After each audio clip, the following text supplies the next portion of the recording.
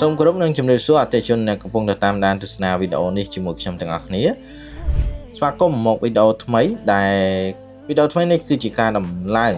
នៅប្រភេទ motor បូមទឹកសូឡាដាក់លើគោកសម្រាប់ប្រភេទ motor បូមទឹកសូឡាដែលយើងធ្វើការដំឡើងនេះគឺវាមានកម្លាំង1សេកន្លះជាប្រភេទ motor បូមទឹកសូឡាដាក់លើគោកប្រភេទ DC សុទ្ធដែលវាអាចធ្វើការបូមទឹកបានកម្ពស់15ម៉ែត្រ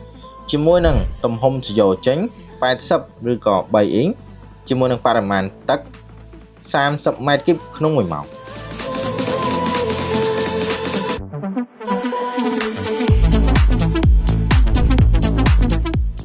ចំពោះការដំឡើង motor បូមទឹកសូឡានេះគឺយើងធ្វើការដំឡើងជាមួយនឹងផ្ទាំងសូឡា Magnetech កម្លាំង580វ៉ាត់កញ្ចក់សងខាងចំនួនតែ3ផ្ទាំងប៉ុណ្ណោះដោយសារតែប្រភេទ motor បូមទឹកនេះគឺជាប្រភេទ motor ដែលប្រើប្រាស់ផ្ទាំងតិចហើយផ្ទាំងសូឡាដែលយើងធ្វើការដំឡើងជាប្រភេទផ្ទាំងដែលស្រូបពន្លឺបានល្អផ្ដល់ភ្លើងបានខ្លាំងនិងជាផលិតផលដែលមានគុណភាពខ្ពស់ស្របទៅតាមស្តង់ដារប្រទេសអ៊ីតាលីហើយមានធានាច្បាស់លាស់ពីខាងក្រុមហ៊ុន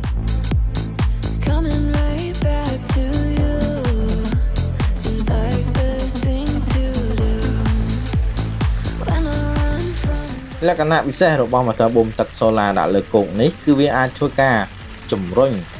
ទឹកបានផ្ទៃរាបចម្ងាយប្រមាណទៅដល់2ទៅ300ម៉ែត្រជាមួយនឹងទំហំសយោទឹកចេញ80ហើយ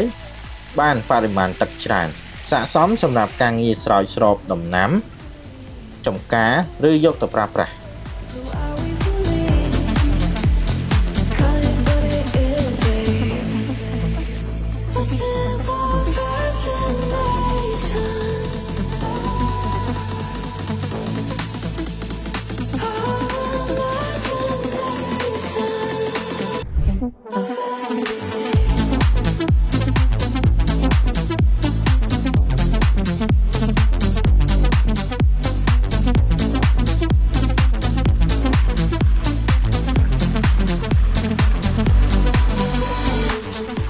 យើងក៏មានការធានាបន្ថែមរយៈពេល1ឆ្នាំទៅលើប្រភេទ motor និងរយៈពេល10ឆ្នាំទៅលើពន្លឺចំពោះប្រភេទទាំង solar ផងដែរ